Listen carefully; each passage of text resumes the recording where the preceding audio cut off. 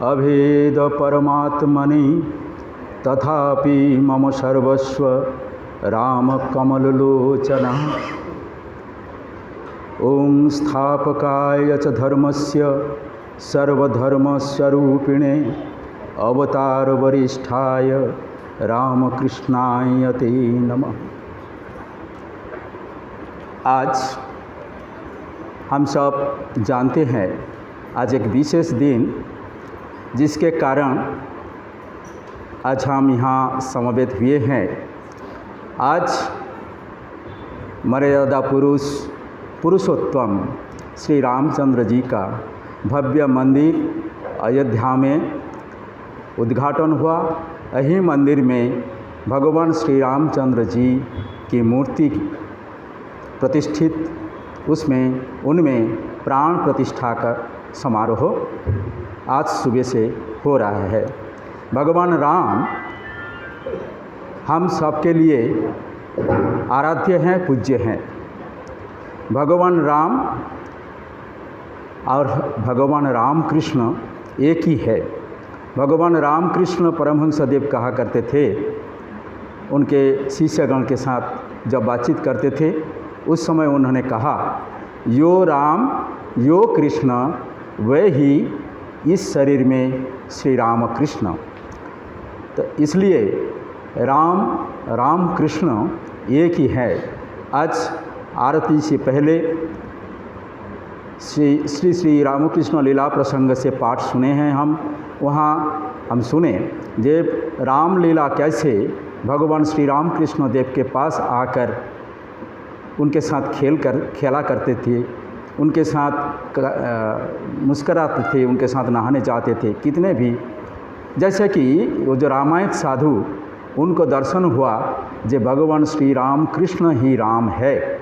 जो रामायण साधु राम लाला का मूर्ति लेकर यहाँ आए थे दक्षिणेश्वर में, वो उनका जो भगवान इष्ट है राम जी, उनके लिए भोग निवेदन करके वो बैठे हैं, आँख बंद करके ध्यान कर रहे हैं। अचानक देखा भगवान श्री राम कृष्ण देव आके वही निवेदित जो भोग है, नैवेद्य है, वो खा रहे हैं। और जब देखा सचमुच श्री राम कृष्ण देव आके वही नैवेद्य खा रहे हैं। जो ध्यान में देखा था वही आँख खोल के भी देखा है।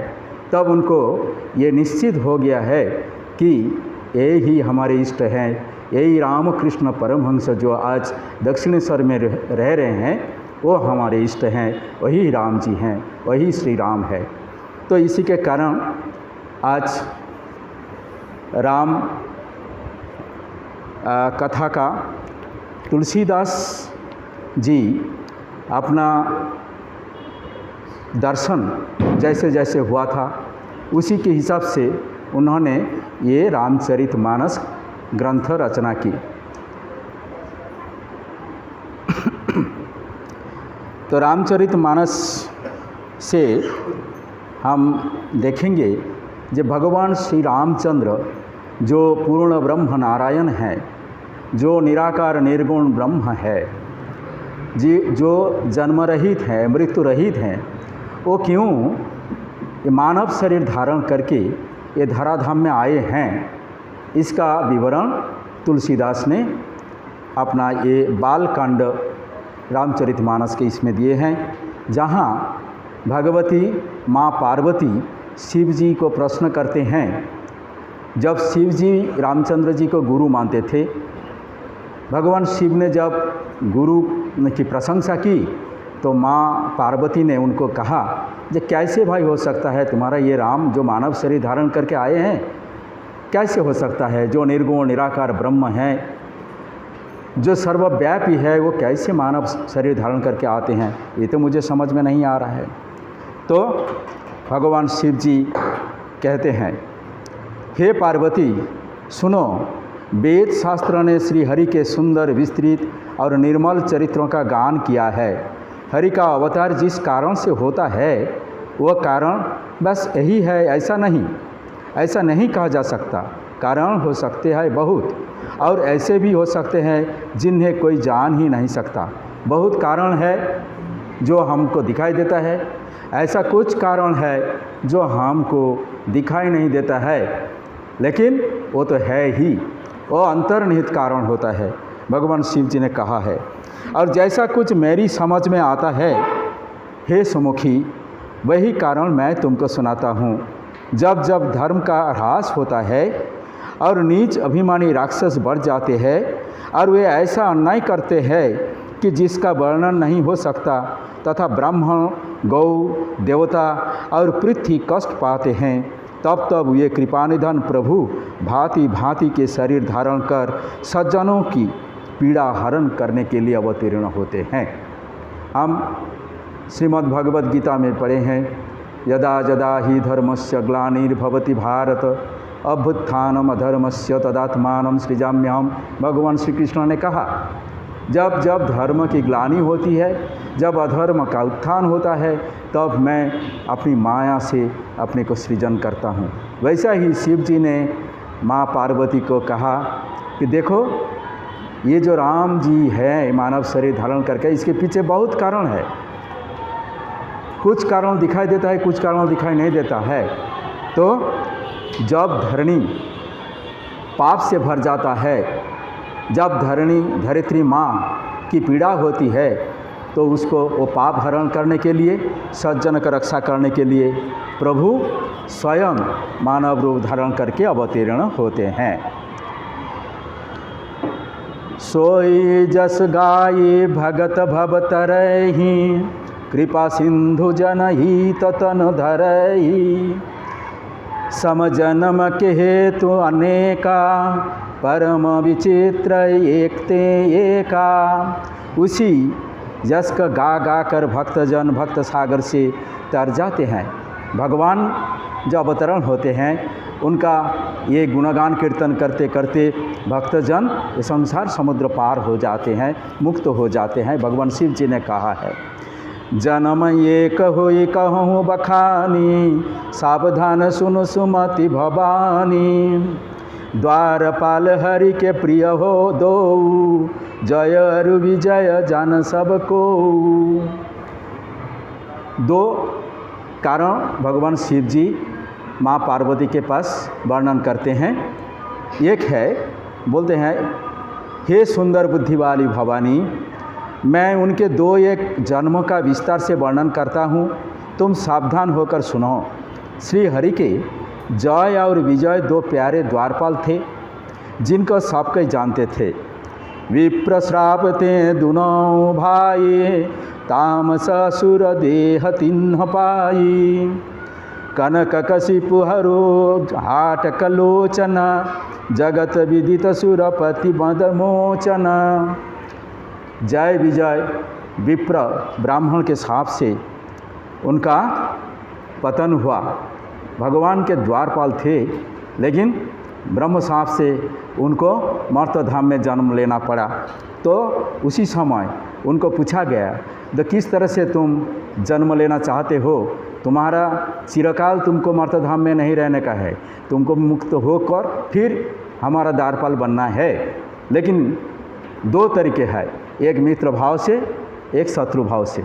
अगर शत्रु भाव से तुम साधन करना चाहते हो तो 3 जन्म लेना पड़ेगा, और मित्र भाव से तुम साधन करना चाहते हो तो 7 जन्म लेना पड़ेगा। तो उन लोगों ने 3 जन्म चुना है। साप से असुरों का तामसी शरीर पाया। एक का नाम था हिरण्यकशिपु और दूसरे का हिरण्याक्ष। ये देवराज इंद्र के गर्व को छुड़ाने वाले सारे जगत में प्रसिद्ध हुए हैं। जो 3 जन्म उन्होंने स्वीकार किया है, उसमें पहला जन्म है हिरण्याक्ष हिरण्यकशिपु, जो सत्ययुग में हुआ। त्रेता युग में रावण कुंभकर्ण, द्वापर में कंस केसी। यही 3 जन्म में उन लोगों का उद्धार हुआ। विजयी समर वीर विख्याता, धरि बराह बपु एक निपाता। होई नर हरि दूसर पुनि मारा, जन प्रह्लाद सुजस विस्तारा। वे युद्ध करके विजय पाने वाले विख्यात वीर थे। इनमें से एक हिरण्याक्ष को भगवान ने वराह का रूप धारण कर शरीर धारण करके मारा, फिर दूसरे का नरसिंह रूप धारण करके वध किया और अपने भक्त प्रहलाद का सुंदर जस फैलाया। वे ही जाकर ये हिरण्यकशिपु वध हो गया।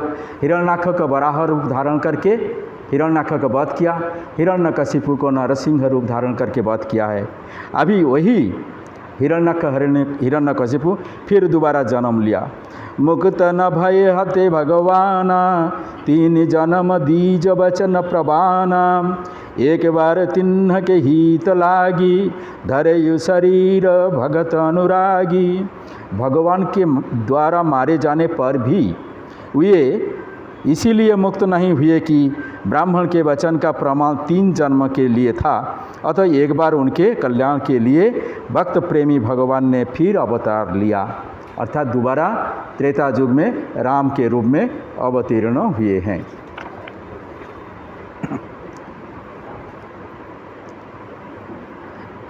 अभी राम अवतार में रावण कुंभकर्ण के रूप में वो जन्म लिए।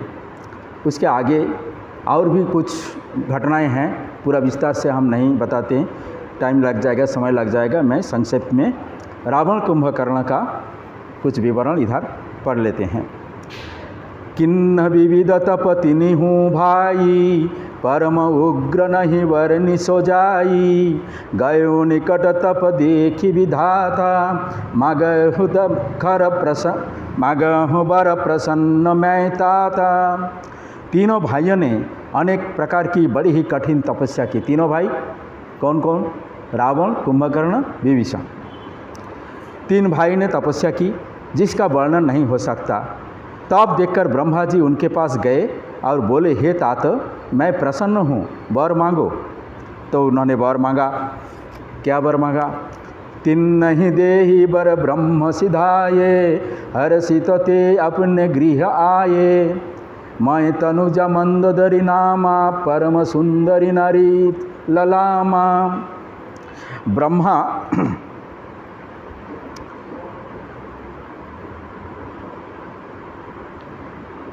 रावण को वर देने गया तो रावण ने वर मांगा कि हमको नर बानर छोड़ के कोई मेरे को मार। नर बानर तो हम किसी से भी उनको परास्त कर सकते हैं, लेकिन बाकी जो कुछ है, देव दानव दैत्य, ये लोगों से मेरा मृत्यु नहीं होगा, ये वर दीजिए। तो ब्रह्मा जी ने तथास्तु कर दिया। लेकिन जब कुंभकर्ण के पास गए तब देखा, जो यही खलनित करबहारु, होई ही सब उजारी संसारु। शारद प्रेरिता सुमति फेरी, मागे सी नींद मास सटकेरी। भगवान जब देखा कुंभकर्ण ऐसा है, वो इतना खाते हैं सारा संसार को पूरा खा लेगा। अगर वो भगवान ब्रह्मा जी से वर मांगते हैं, ब्रह्मा जी तब सरस्वती माँ को कहा कि जाओ उनका बुद्धि को भ्रमित करो। तो सरस्वती माँ जाके उनका जीभ में बैठ गए और कुंभकर्ण ने वर मांगा कि देखो बापू, मुझे एक दिन जाग के पूरा खाना खाना है और 6 महीना सोना है, ये वर दे दो। बस बुद्धि भ्रमित होकर कुंभकर्ण ने यही बार मांगा तो ब्रह्मा जी ने तथास्तु करके चला गया। और विभीषण ने भगवान के चरणों में भक्ति श्रद्धा बती रहे, यही वर मांगा। ये 3 वर देकर ब्रह्मा जी चले गए और वे तीनों भाई हर्षित होकर अपने घर लौट आए। और माय दानव के कन्या मंदोदरी का विवाह करके रावण राजत्व करने लगे। यही है रावण का और कुंभकर्ण का वर पाने के बाद राजत्व करने का समय। वो लोग ने इतने अत्याचार करने लगे, देव दानव मानव सबके ऊपर वो लोग अत्याचार करते हैं, सबको आपने बस में ले लिया है। जब बस में ले लिया है तब केवल बस में नहीं लिया, अत्याचार करते हैं, पापाचार करते हैं। ऋषि मुनि देव देवता सबको वो पीड़न करते हैं, पीड़ा देते हैं।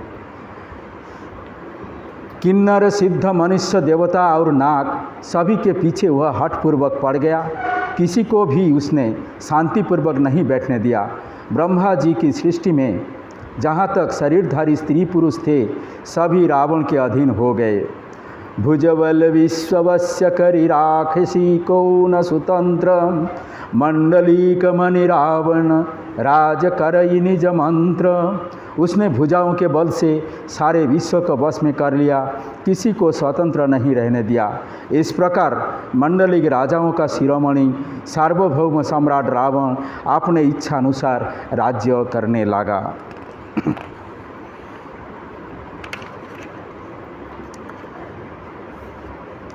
जिस प्रकार धर्म की जड़ें काटे वही सब वेद विरुद्ध काम करते थे। जिस जिस स्थान में वे गौ और ब्राह्मण को पाते थे उसी नगर, गांव और पूर्व को आग लगा देते थे।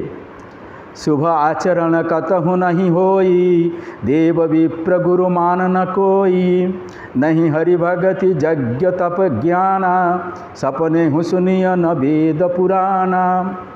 उनके डर से कहीं भी शुभ आचरण, ब्राह्मण भोजन, यज्ञ, श्राद्ध आदि नहीं होते थे। देवता, ब्राह्मण और गुरु को कोई नहीं मानता था। न हरिभक्ति थी, न यज्ञ, तप और ज्ञान था। वेद और पुराण तो स्वप्रेम भी सुनने को नहीं मिलते थे।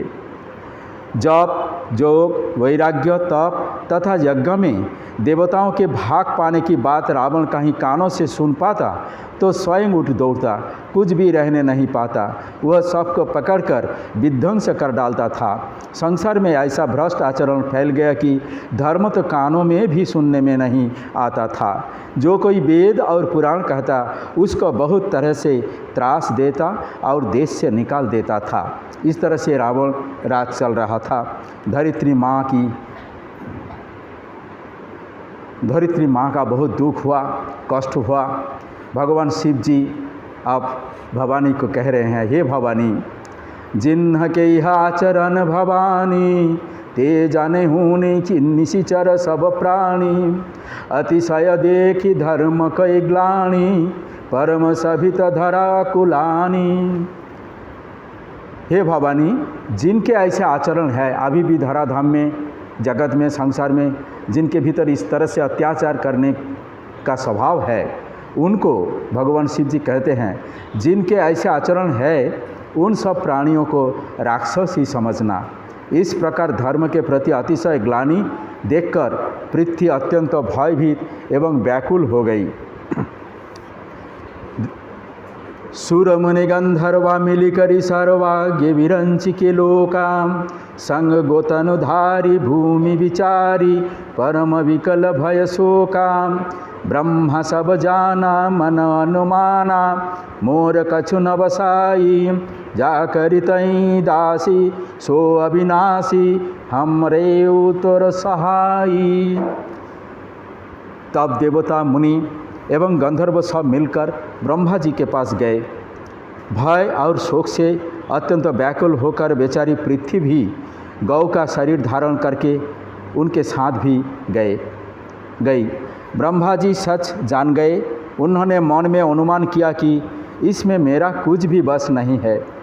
तब उन्होंने पृथ्वी से कहा, जिसकी तू दासी है वही अविनाशी हमारा और तुम्हारा दोनों का सहायक है।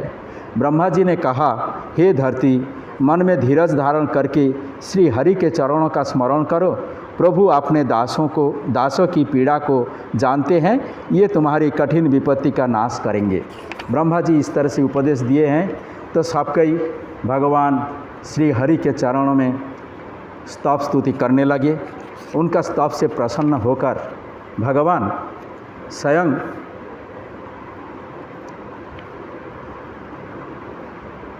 शोक और संदेह का हरण करने वाली भगवान दैववाणी के रूप में उनको आश्वासन दिया। जानी डर पहु मुनि सिद्ध सुरेशा, तुम ही लागी धरि हूँ नर वेशा। असन्न सहित मनुज अवतारा, ले हूँ दिनकर वंश उदारा। हे मुनि, हे सिद्ध और देवताओं के स्वामियों, डरो मत। तुम्हारे लिए मैं मनुष्य का रूप धारण करूँगा और उदार पवित्र सूर्य वंश में अंशों सहित मनुष्य का अवतार लूँगा। भगवान स्वयं उन लोगों को, देवता मुनि ऋषियों जितने सब जो आराधना कर रहे थे, स्तव स्तुति कर रहे थे, उनको आश्वासन दिया, दैववाणी हुई कि डरो मत, मैं स्वयं भगवान सूर्य वंश में अंश सहित भगवान श्री राम, लक्ष्मण, भरत, शत्रुघ्न, बाद में हम देखेंगे, ये 4 अंश में भगवान सूर्यवंश दशरथ के घर में आए हैं। ये बोले हैं कि मैं सूर्यवंश में अंशों सहित मनुष्य का अवतार लूँगा। कस्य वदिति महातप किन्हा, तिन्ह कहूँ मैं पूरब बरदिन्हा। ते दशरथ कौशल्या रूपा, कौशलपुरी प्रगट नर भूपा।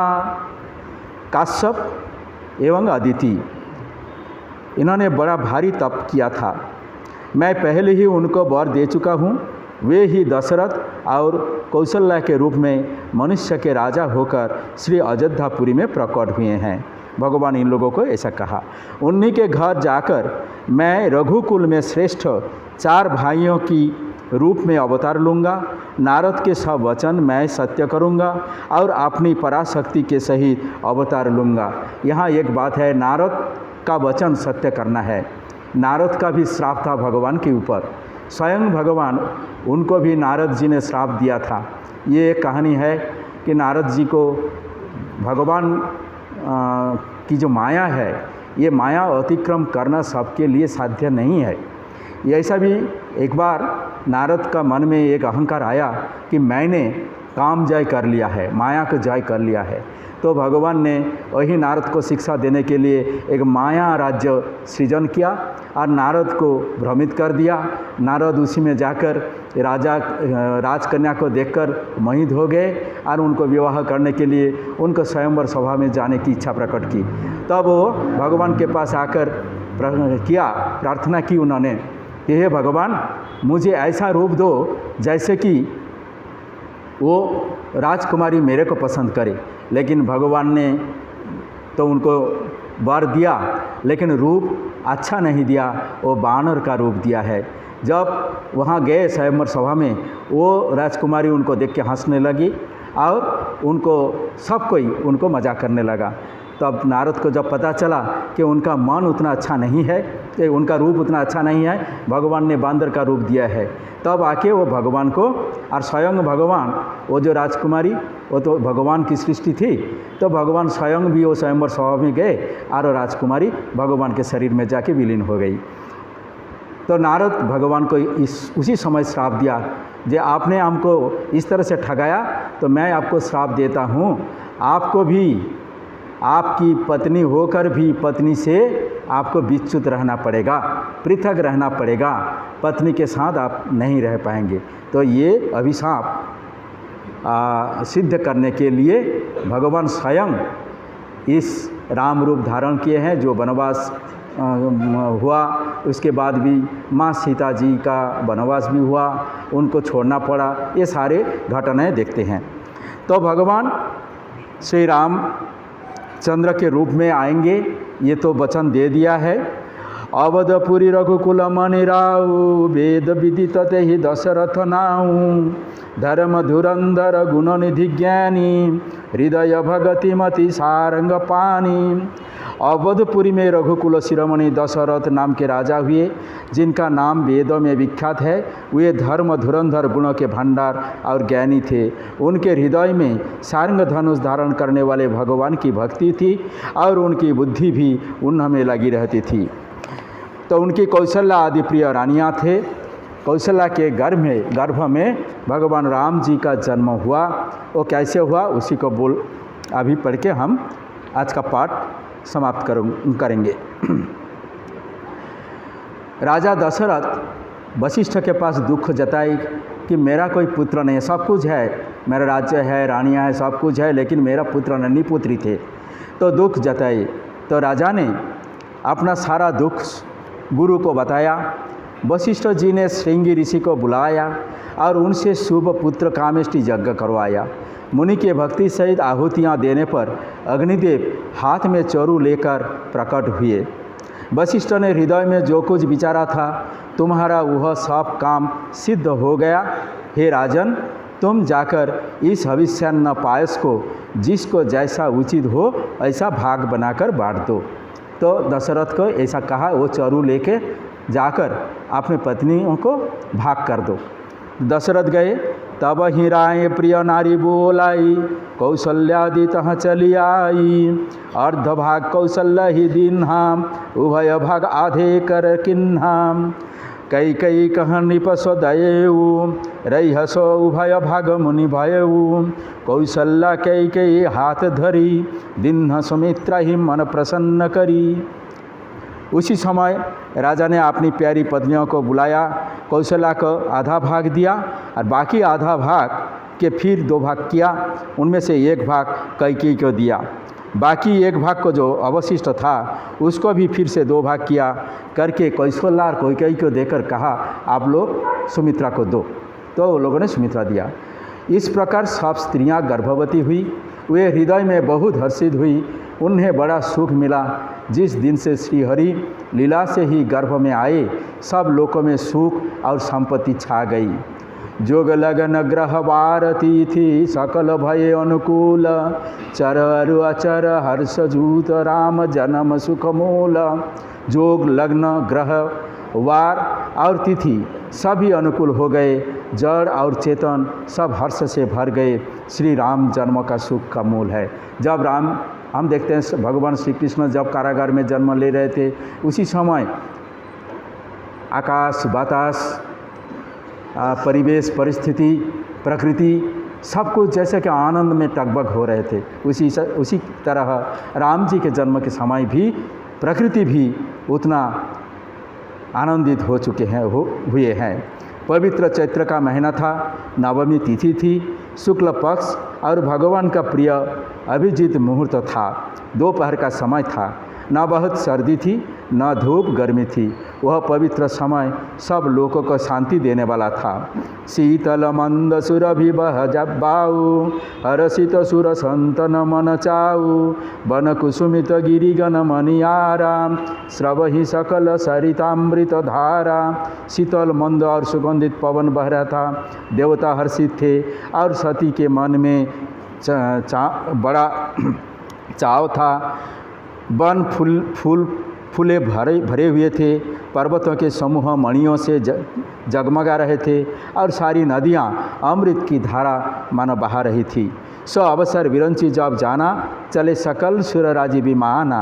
गगन विमल संकुल सुर जूथा, गा वहीं गुण गंधर्व बरु था। जब ब्रह्मा जी ने वह अवसर जाना, तब सारे देवता विमान सजा कर चले।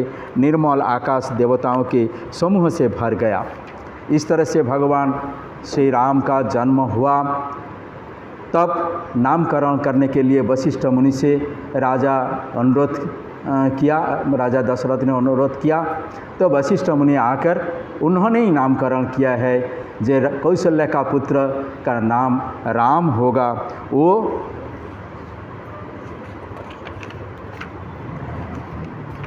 जगत का उद्धार करता होंगे और उनकी सेवा करने के लिए जो तन मन धन से नियुक्त रहेंगे, वो है लक्ष्मण, सुमित्रा के एक पुत्र, और भरत जो हैं वो पालन करेंगे, राज्य शासन करेंगे। वो कैकेयी के पुत्र थे, उनका नाम भरत दिया गया। और सुमित्रा के दूसरा पुत्र जो है शत्रुघ्न, वो शत्रुघ्न भरत के साथ रहकर उनकी सेवा करेंगे। इस तरह से नामकरण भी हुए। भगवान श्री राम के जन्म और उनका कारण, जन्म का कारण अभी ये तुलसीदास जी ने जैसे बताए, हम अपनी बुद्धि, अपनी विचारधारा से पाठ किया। भगवान श्री राम से प्रार्थना करते हैं उनका चरणों में, और भगवत भक्ति हमारा हृदय में दृढ़ हो, यही प्रार्थना करके आज का पाठ समाप्त करता हूँ।